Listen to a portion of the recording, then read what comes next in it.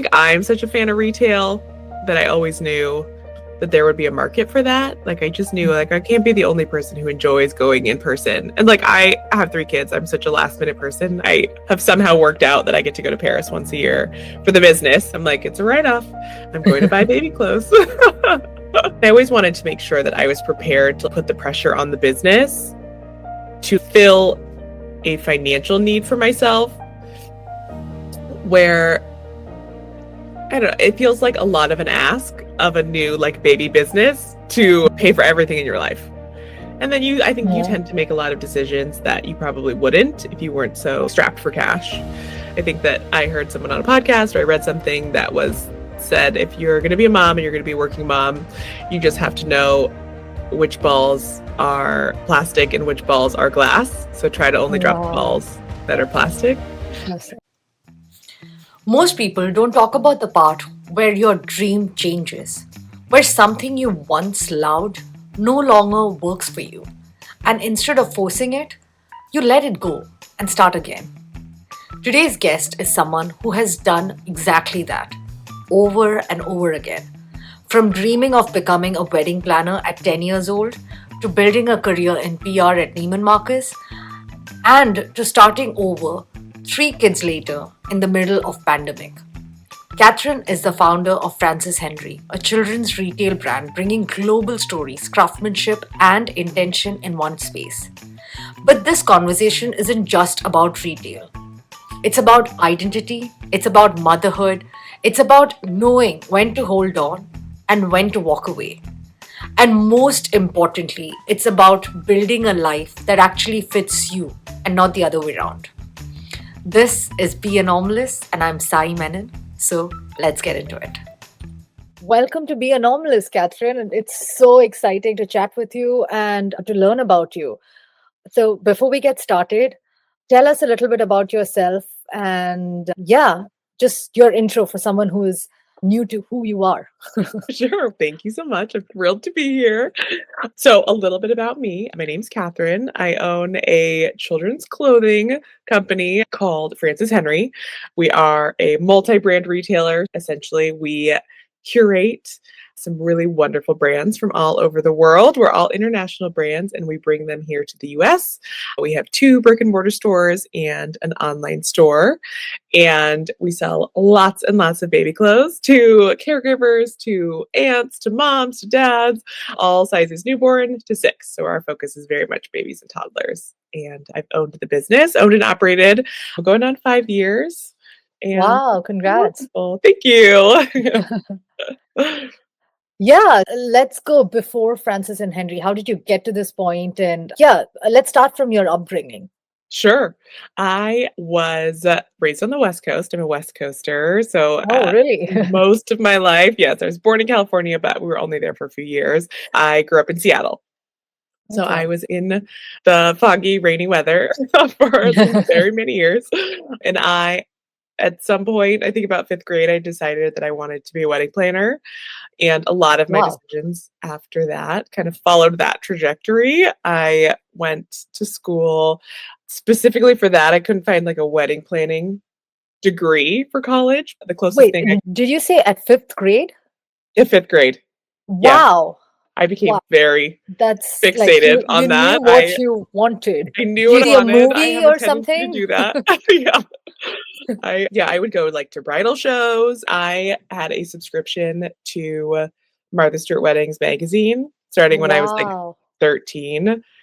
And that Martha Stewart has always been like my idol. So I feel like that very much follows that. But I ended up going to college for hospitality business management, kind of was the closest thing I could find to events, and did my freshman year in that program and I had to do micro and macroeconomics and just couldn't do it. It was like so heavy math related and I just didn't love it. The program was very much focused to get you to work in hotels and I just was not passionate about that. So I switched to public relations. I figured that might have some hand in events.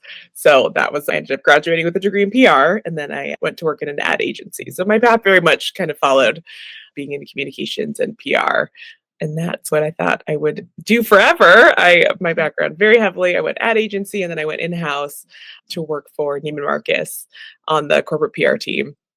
So I was there for a number of years and I loved it, but I always still wanted to pursue the wedding planning dream. And so I actually started a wedding planning business on the side and did that for a long time. I Oh, like wow. about 5 years.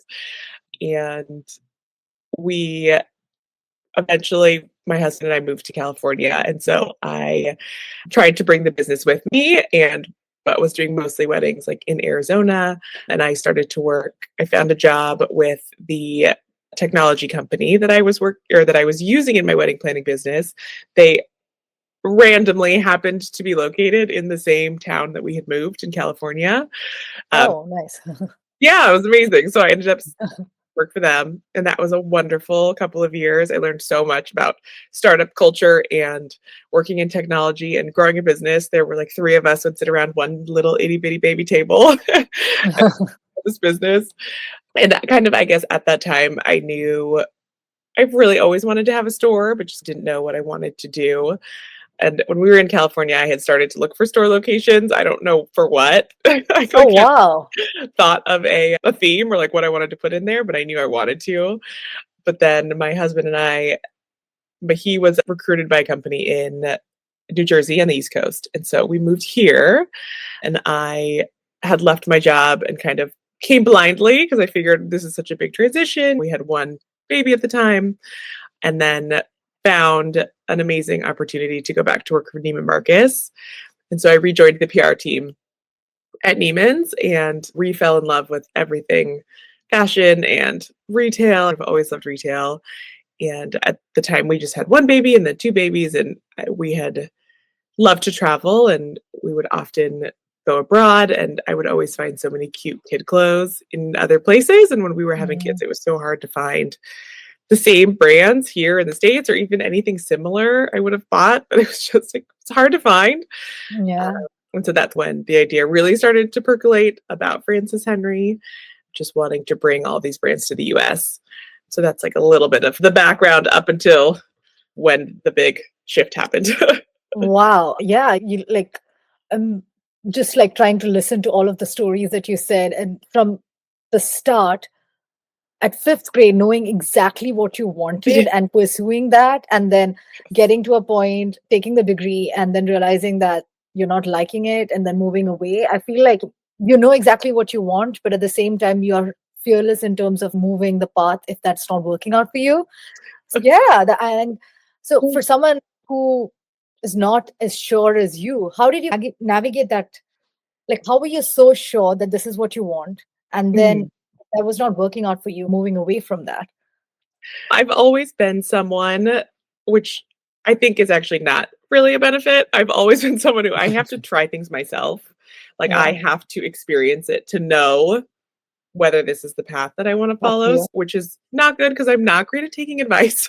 Because I need to go through it myself. When I find an idea or a passion or something that I feel like this is it, I'm very much focused on making that happen. And then I find that it's very hard to make decisions without action behind it. Yeah. To make a decision in your brain that you like or dislike something, when you're actually living in it, it's going to be different. And I've always found that if you're actually doing the thing, it'll be very clear whether or not it was a good idea. Like, Yeah. being a wedding planner was amazing, and I loved every second of it, and then but building a small business and growing a base and all the marketing and the expenses and everything, and I did it for 5 years, and it was so much work. Loved every second of it. But when we moved to San Diego, the thought of restarting a business because something like wedding planning is very much a people business where Yeah. you have to get to know everyone, the venues, the photographers, it's very, like, localized, and so the thought of pushing the rock up a big hill again, all the work that I Mhm. had done in Arizona, and I was like, I didn't love it that much. Like, I didn't love it enough to start it over, and so Yeah. that was very clear for me that it was No, probably and I time to think move on. as you grow older, you change as a person too. Your dreams also probably change as well, For right? sure, As you so for so did sure. you always know that you wanted to be an entrepreneur while growing up? I would say no, but I think the signs were there. I have been someone who I can't be in a job without having a side hustle, if you will. I wouldn't call it that, but I was constantly like starting clubs or like even in school we had a like acting like play group on the side where we would make plays and then we would invite people and charge tickets to like our poor like second grade teacher who probably paid $20 to come see our like terrible like off Broadway like Little Mermaid or something. Like, I think I've always done things like that. I've just can't sit still. So I think I don't know, just like the checklist of entrepreneur traits have always been inside me, but I would never have probably chosen this if forced. Oh, It's always just happened. it's hard, and It's you hard. have to be really, you have to really love what you're doing to be able to It's keep doing it every day. yes. So, what do you think? Like, what about your upbringing shaped you to be the person that you are? Definitely my parents. My dad was an entrepreneur. He was always someone Okay, who so did you not watched. follow a traditional path. Yes, he definitely could not work for anyone else. Couldn't do it. Had to have his own projects and his own path. And then on the flip side, my mom is so caring and thoughtful, and she could almost be I really think that she could be in any job. She ended up in education. Mostly she chose it to be something similar to my schedule as a kid. So it's like she had summers off, she was a teacher, or a paraprofessional, but it's like she flourishes in every environment because she's such a yes person. She just will do anything to get the job done, asks for more, like finds holes, fills them, finds something to do, becomes like very I don't know, she has a gift of weaving herself into environments where it's like they can't seem to live without her in a year. Mm, And I yeah. think that's like something that really rubbed off on me every job. Even when I was like an intern at the ad agency, I was hired very quickly because I would constantly just wait around earlier and later in the day and would request to take things off people's plates, would like request to do more work, would try to help things that I felt like weren't getting done. And I feel like in as an entrepreneur, that's something that you really need to have is like the outlook of constantly looking to fill holes because no, I don't have a boss anymore. No one's telling me what to do. Yeah. So every day Yeah, I I have think to that's the decide. biggest challenge. Yeah. Yeah, which is hard. It's something that I'm thankful that I learned when I had my wedding planning business because I did leave Neiman's and went to work for myself. And that was really hard. That was a really tough transition for the first couple months of not realizing that I had to give myself my own to-do list. Like I kept felt like I Yeah. kept waiting for something to Someone push to. me to get things done. But yeah, so that's an interesting thing. Between my parents, for sure. They have shaped who I am 100%. Did you have siblings I growing up? don't. I'm an only child. Oh, wow. Yes, yeah. So who Did you knows if it like would have come out differently on someone else, but for me, it's just me. that's nice. Did you like growing up by yourself? I You didn't did have. not. I hated Oh, it. no? I was Really? very Okay. sad. Yes. Oh. I was a very lonely kid. I was, like, so jealous of people who had siblings because in my mind, it was like you went home from school with your best friends and you just played all night, and then you woke up and you Oh. played all morning. Like, I had no concept of, like, arguments or, like, sibling rivalries. I have 3 kids now, and I am, like, Yeah, very that's what I was aware like. that it is not that. Yeah. Oh, I have just one child, Yeah. but I came from, we're three sisters. Oh, yeah. So I know the sibling part of it. And now my husband is a single child. He was happy as a Yeah. single child because he Yes. grew up with like a lot of, family, friends and stuff. So he never felt that way. Yes. But now after having my first child, I'm like, I'm good. So that's why you have a motivation for 3 kids. I wanted to Yes. ask you how, Yeah, how that's did so you funny, and it's so true. It's funny thinking, like, if my kids will choose to have children or if they have one or they enjoyed growing up in, like, a chaotic environment of people yelling all the time. The kids yeah. yelling at each other all the time. But yeah, I think there's a beauty to that as well, right? Yeah. I know. I'm like, "You guys will be best friends eventually, just maybe not right now." But yeah, how is that having 3 kids and running your business? You said that you had your first child before you started Francis Henry. So how Yeah. did that go about? That has been such a challenge in the best and worst ways, I think. I had the first baby before we moved here, and then I had our second baby when like, right before I went back to work at Neiman's, and so I was working full time, and then my mom thankfully was helping us with the 2 kiddos. And then actually our 3rd baby was pretty much the catalyst for me to transition to working on Francis Henry full time. So that has been a beautiful thing. I was pregnant during the pandemic and so he's a November 2020 baby, which was insane. Oh. And yes, and so I was still with Neiman's working full time in the office. Obviously not when I was when I was pregnant, they let me go work from home and when the stores were closed. And then, but once my maternity leave was over, it was like January 2021, and they were calling everyone back to the stores to work full time. And I was just terrified to go back to work full time. And we had a newborn at home and like a 2-year-old and a 4-year-old and such little kids. Wow. Like they weren't in school. There was like no childcare available. And between my husband and I, we could have played rock, paper, scissors because one of us had to stay home and we didn't have a choice. And so at the time, it was me who made the choice to resign and stay home with the kiddos. But I think it was such a benefit because during the pandemic, when we were working from home, I was pregnant with our 3rd baby. We were like in a very small space. I was like going crazy and like desperately needed something to work on. As I mentioned, I'm like always working on some weird side hobby. And so I started working on Francis Henry just as I thought this would be something I would do in my 50s and when the kids are out of the house. And so just like for fun, I built a website and was like started reaching out to brands because I had like a big laundry list of vendors that it would be dream people to have in a store if I ever had one. And so I just kind of started reaching out, not really thinking that it would go anywhere. I don't know why I thought that, but they started saying yes, that they would love to be in my like store that didn't exist. And so it started to roll downhill after that. And so when I resigned from the job, I decided to launch the business just online and thought I would be able to work on it like just very small, something for me that was like outside of the kids because I was obviously with the kids all day, every day. And then that's how it started to grow. And so I was online for 2 years. And when the world started opening up a little in 2022, I started doing some in-person pop-ups. So I was just online for the first year. And then the next year we started to go to like downtown fairs. I would do a little pop-up shop or just like shop in shops where people could come shop in person. And I think that really solidified for me that I wanted a brick and mortar because just seeing people react to the clothing at this point, it was, I think 3 or 4 brands that I had brought in, and one was from Barcelona, one's from Australia, one was Portugal, and that might have been it, like the 3 to start. And people were just like falling in love with the clothing, seeing it in person. And I was like, all right, I need to figure this out. I need to have a shop where people can actually go and shop.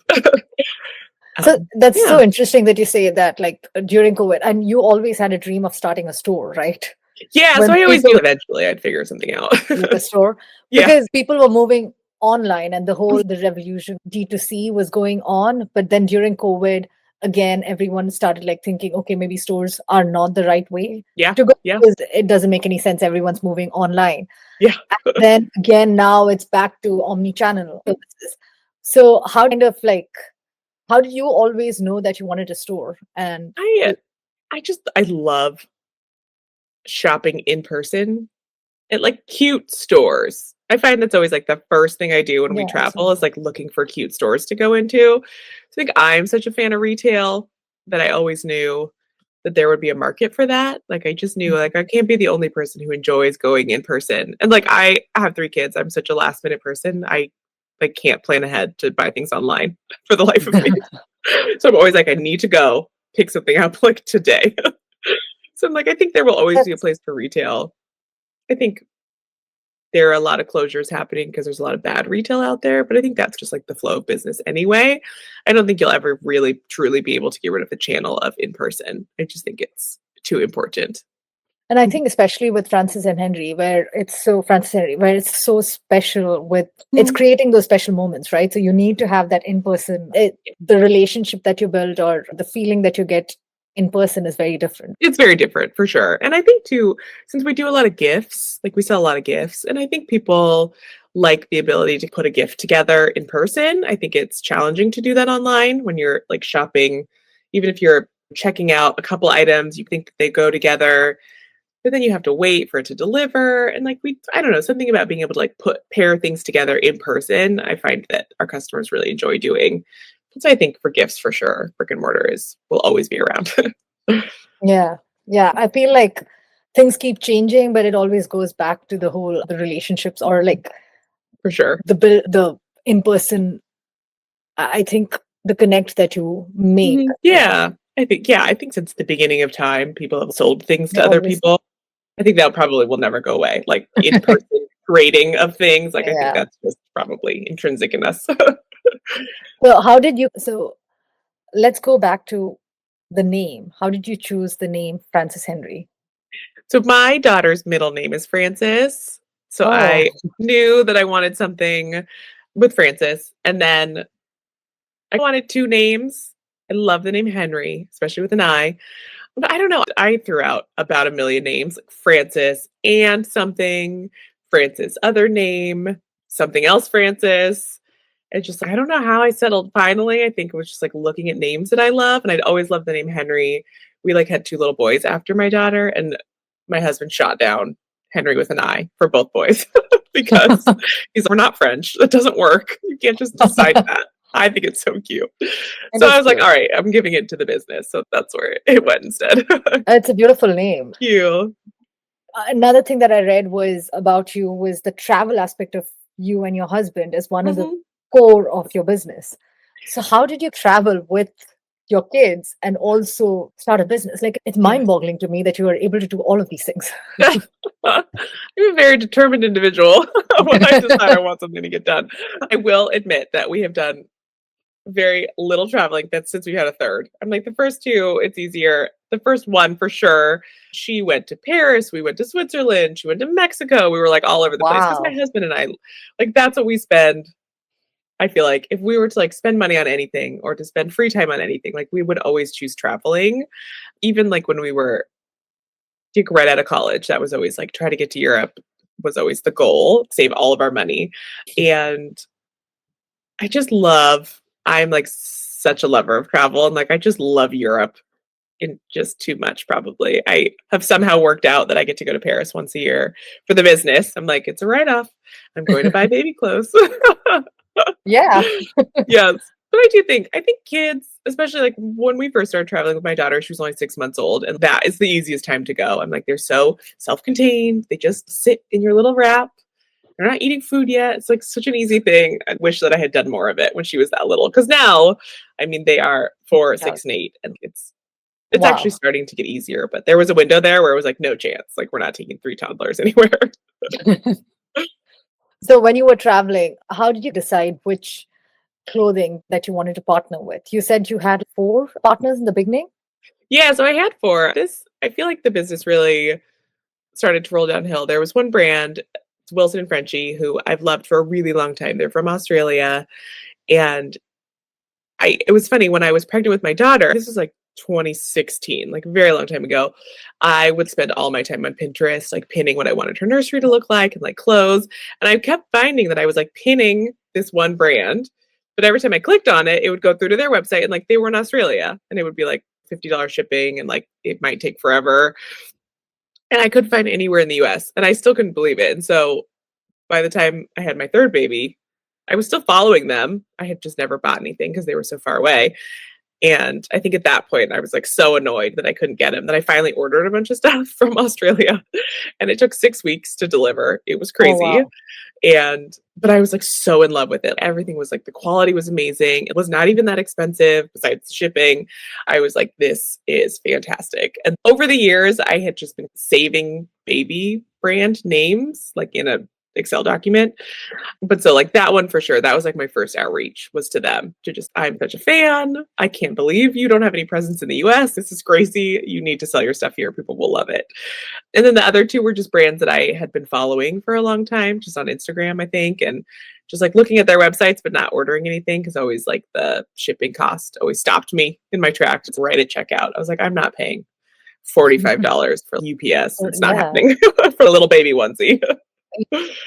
Yeah. So without knowing that you're going to start a store, you Mhm. had created an Excel sheet just for Yeah, yourself? so when I decided, okay, I'm gonna have a store eventually, just like anytime I would come across a brand I loved, I would put it in this Excel spreadsheet, but it was a lot bigger. It was like my thought was I was going to have a lifestyle store. So it would be like a home category. There would be a kitchen. There would be like books. There would be baby and kids. And it was funny because so anytime I'd come across a brand I loved, I would put it in the document. And like kitchen was like 6 things, or the home furniture was like 10 things. And then like the children's stuff, it was like 200. And it was like Oh, mostly wow. clothing. And I was like, so when I really started thinking about it, I was like, okay, clearly I've decided for You have, myself what I yeah, really yeah. want. Like it always The kept key coming back move. to baby and kids clothes. So I was like, all Yeah. right, I just should do that. You said that the decision to move from Neiman Marcus to what you're doing right now was Mhm, not something, it happened very organically. Do you think mhm. if that wasn't something that happened, would you quit and do No, I it don't by think so. yourself? I don't think so. I really don't. I think about this all the time because I'm like, I loved my job. I loved it. It was so fun. The team was amazing. And I think that I had like finally found a job that I was pretty fulfilled. Like I wasn't doing anything on the side, which is weird for me to actually like really truly 100% focus. So I don't think so. I think it would have taken some kind of a shift for me to split my focus to want to do something on my own and then for this to grow. I think this would have been an eventuality, like for sure, like in 10 years or something like that, or in 15, or when my kids were in high school and they like really don't care about hanging out with me. I probably would have started something on the side. But not, I would say not probably at this point in my life. But I'm glad. Yeah, I mean, because honestly. uh, I think the reason I asked that is one of the biggest challenge for an entrepreneur is to Mhm. be able to walk away from that safety net and Yeah. start Mhm. something on their own, right? So Mhm. that's why I was asking. So for someone who is like dabbling between that decision, what advice do you have? I definitely think what I have always told myself when I wanted to leave other jobs to work on side projects is I always tried to pose the question to myself. So it's like when you're in a full-time corporate role, chances are like financially you're very settled, like things are covered, you can work on your business on the side. And I always wanted to make sure that I was prepared to put the pressure on the business to fill a financial need for myself where I don't know, it feels like a lot of an ask of a new like baby business to pay for everything in your life. And then I think you Yeah. tend to make a lot of decisions that you probably wouldn't if you weren't so strapped for cash. I think that you're able to commit more to marketing, you're able to commit more to trying things out when you have all of your bills covered, let's say. I think that's really the thing when you're ready to put that pressure on the business because I think that it takes your business to another place where it becomes like a little less fun and a little Mhm. more I guess a little more real when it like really has to start. It like really your business really has to grow if it's now paying for your bills, maybe paying for employee bills. So I think that is the thing to think about, not so much like when you feel ready, because I think then you could very quickly feel not ready as soon as you realize, oh no, Yeah. this Yeah. has to do well, because otherwise I'm in a bad spot. So how did you navigate? Did you decide to just bootstrap or did you ever think about fundraising? Yeah, so how did you navigate the whole financial independence with Yeah. your So I had the benefit of the pandemic. So I think that I probably would have signed a lease right out the gate because I am crazy like that and do not think about the consequences of my actions at all times. So I'm very grateful of the timing. It's like I had to start online. I couldn't have a brick and mortar. And so I was able to grow it really slowly. Like starting with 3 brands, I was buying like really little baby capsules of clothing. And then the next season I would buy a little more. And so it was all bootstrapped. I did apply and got a micro business loan when I opened this first store. And that was a huge help because it really funded inventory. Because I think clothing is like one of the most capital intensive because you have to pay for everything Yeah. in advance, which Yeah. is not as fun. And then you have like actual products, like hard inventory, which you can see all around me, as opposed to like services or technology driven things. You're not spending as much money up front. So I did micro business loan and then just really have tried to keep the business very lean. I focus most of our everything into inventory, just trying to grow the business.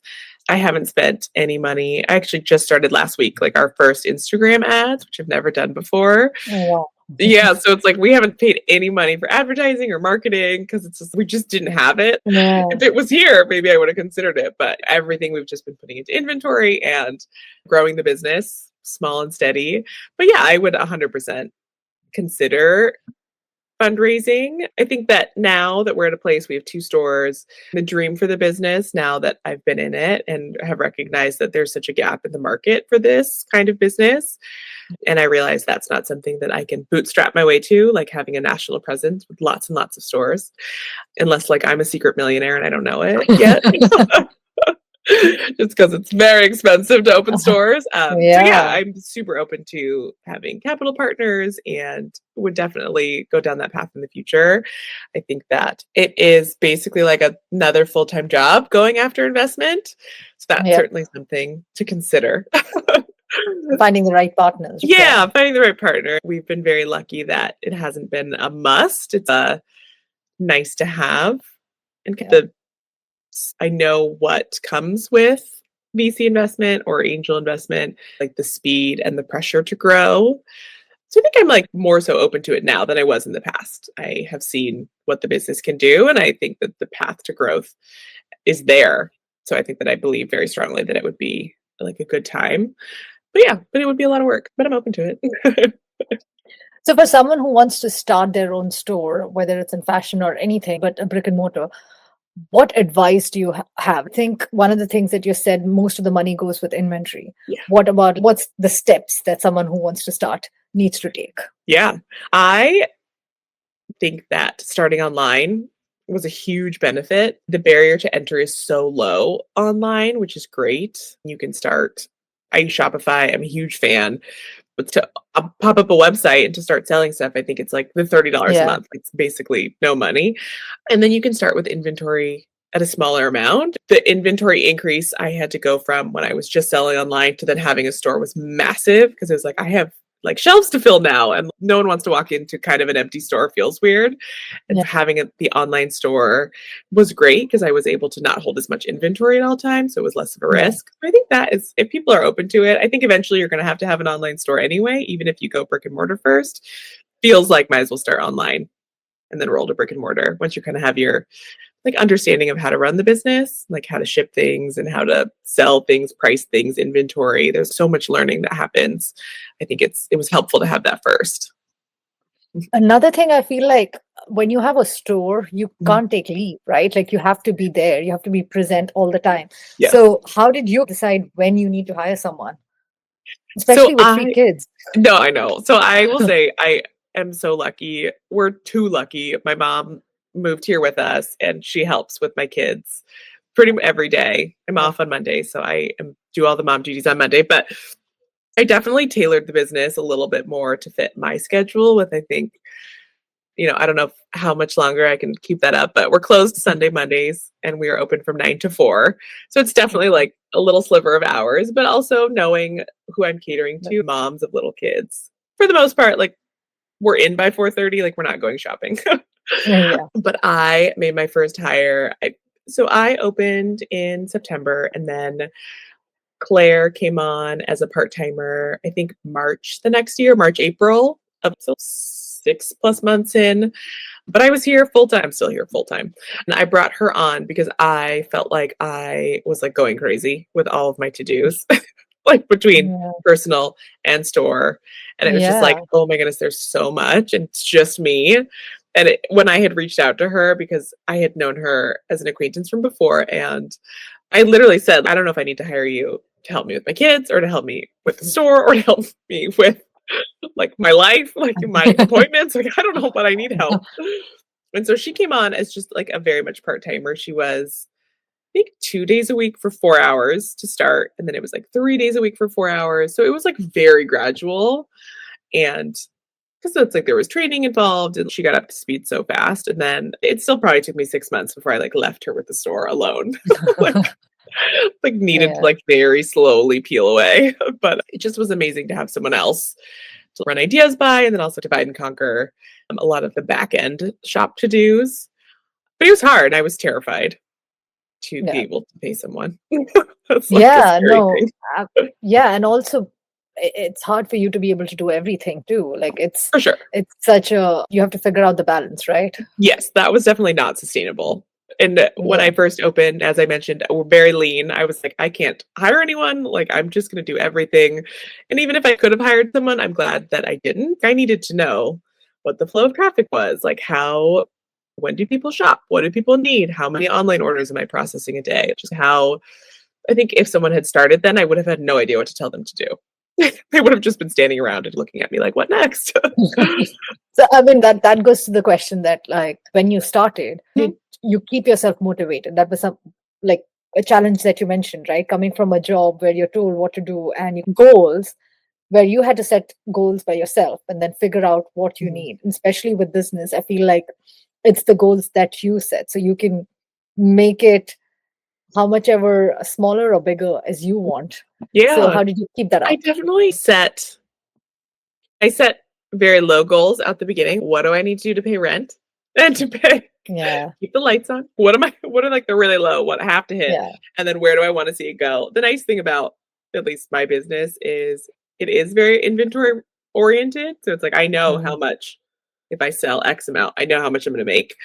And you can back into it like that. So if I want to sell X, or if I want to make X, I need to sell X. So it's like I can goal it in that way. But I think starting a business, especially one where you like turn the lights on and open the doors to the public, like it's a fire hose of to dos. So it's Yeah. like it was easier to not have to stay motivated because every day it was like, I have 200 things to do and I can do eight. So then it's like the Yeah. next day, you're like, I still have 200 things to do and I can do eight. So it's like the to dos are pretty much thrown at you.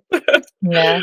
So that's easier. When I was a wedding planner, for sure, that was trickier. I would just sit there and think, okay, like I would set an alarm on my phone and I would say, how are you going to market your business today? It would go off every day at 8 a.m. And I would ask the question, like, how am I going to market my business today? What am I going to do? Am I taking a meeting with someone? Am I posting on Instagram? Like, everyone should be posting on Instagram, but doing something else too. Like, making sure I get out there and let people know about it. So I think that is a great thing to do, just focusing on marketing because at the end of the day, businesses need to make money, and that's the best way to do it. It's marketing and getting new customers. Yeah. And oh, someone just walked by. Oh no. And yeah, so that I would say it's been a lot easier to be motivated here than it was in that last role, my last entrepreneurial journey, because people come to you with to dos. Oh yeah. But how do you find the balance with your kids and the store? And also, I hate the word mom guilt, because I feel like Totally. that's moms put that, it's an unreal expectation, because I feel like that should be there for either parent. Yes. So how do you navigate that, or being Yeah. able to give, as women, you always wanted to give everything. Like you said about your mom, you're always Mhm. a yes person. Yes. So how do you say no to things? It's Because as an very hard. entrepreneur, yeah. It's very hard. I'm such a people pleaser. I'm Yeah. not even a recovering people pleaser. I'm such a people pleaser. It's so hard for me to say no. I do think that the way that the schedule lays out has been helpful. I do really try to be, if I'm home, be home. And if I'm at work, be at work. It's hard though. I think, especially because if I leave any environment, someone else is watching something for me. So if I leave Mhm. the house, someone has to watch my kids.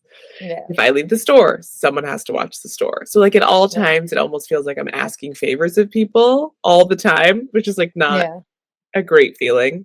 I feel like you're like putting stuff on other people's plates. So it's been hard. I'm not suggesting I have any advice because Yeah. I'm still working on it. I do think making sure I'm around for my family, like so many people have asked us to be open on Sundays. And that is a boundary that I have had to place for myself and even for my team. Katie has a little boy who's 1, and then Claire also teaches yoga, and she's amazing and has a very full Sunday where she teaches. I think carving out that time, like, if I was open on Sunday, if I said yes to that, I would be at the store every Sunday. I could work all day long very easily. Yeah. Just having kids helps me, forces me to have more of a balanced schedule in life, which is good. Yeah, that's something that you need for yourself, and it's really hard. I can It's imagine really how hard. hard it's for you to Yeah. be saying no to Sundays. Yeah. Yes. But yeah, that's, I think, somewhere to start. Yeah, it's hard, and I drop the ball on things 1,000,000 times a day. I think that I heard someone on a podcast or I read something that was said, "If you're gonna be a mom and you're gonna be a working mom, you just have to know which balls are plastic and which balls are glass, so try to only drop the Wow. balls that are plastic." Classic. So those are Yeah. things that are like, okay, I forgot. Today, for instance, it is Read Across America week. The dress up day was my kids were supposed to bring pictures of their pets. And I was like, do not have the time to print a picture of my lizard, go to Walgreens, pick it up, like with 24 hours notice. I'm like, I just don't have it. So they did not bring them today. My son was pissed. I was like, I'm so sorry. But like, it's not gonna happen. I just don't have the time. I don't Yeah. have it.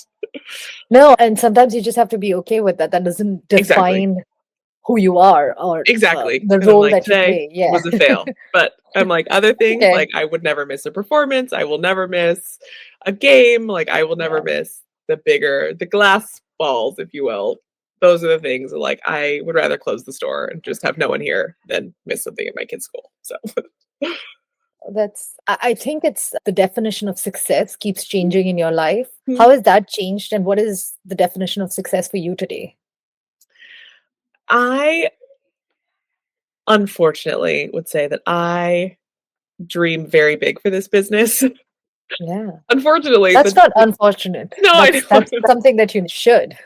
Yeah, I think the definition for success is 2 parts. In my life, having independent, kind, and well-rounded children will be extremely I will feel very successful in my family life. If my husband and I can maintain a very healthy and happy marriage, like our 10-year anniversary is in June, I'm very Oh, excited. wow.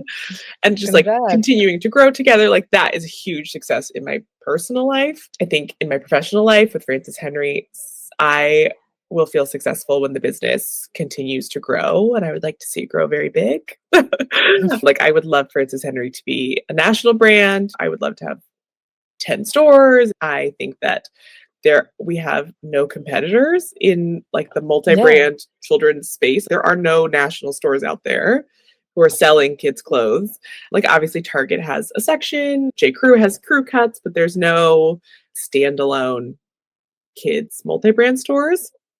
I think the closest is probably like the kids department at Nordstrom. But Mm. yeah, so I'm like, there's such a hole in the market. I really feel like we're the business to fill that hole. So I will feel very successful when that happens one day. It's definitely going to happen, and more success to you for that, Thank you. and all the luck for that. Before we end, one book and one quote that you live by, and a book that really helped you and changed. Yeah. Let's see. Gosh, books. I am such a fan of the book, The E-Myth Revisited. I think Oh, Michael wow. Gerber is the author. It's I've never read phenomenal. that. It's like the entrepreneurial myth, and it's so good about growing a business or going from 1 to 2 employees and then, like, growing it from there. So that one is, like, a must read for any entrepreneurs. I'm trying to think what else or, like, a quote. I don't know. I really love the traditional work hard and be nice to people. Yeah. I really feel like it comes back to It's that. some, yeah, sometimes the simple ones are the ones that people usually forget. So, 100%, yes. And I'm like, we're all here on this planet, always trying to further our own passions and excitements but to just be a good person in business and just have yeah. some fun. Yeah, work hard and be nice to people really feels like sums that up. That On that great note, thank you so much, Catherine. It was such a lovely conversation, and I had so much fun talking to you. Me too. Thank you again for reaching out. This was so fun. That was Catherine. There's something Catherine said that really stayed with me. You don't truly know if something is right for you until you live it. Not think about it, not plan it, not romanticize it, just live it. And I think that's the real thread through her story. She moved, she tried, she built, and she let clarity come through action and not by just thinking about it. From wedding planning to corporate PR to building a retail brand from her living room during a global pandemic. None of it was linear, but all of it was very intentional and thought through. And maybe that's the reminder we all need.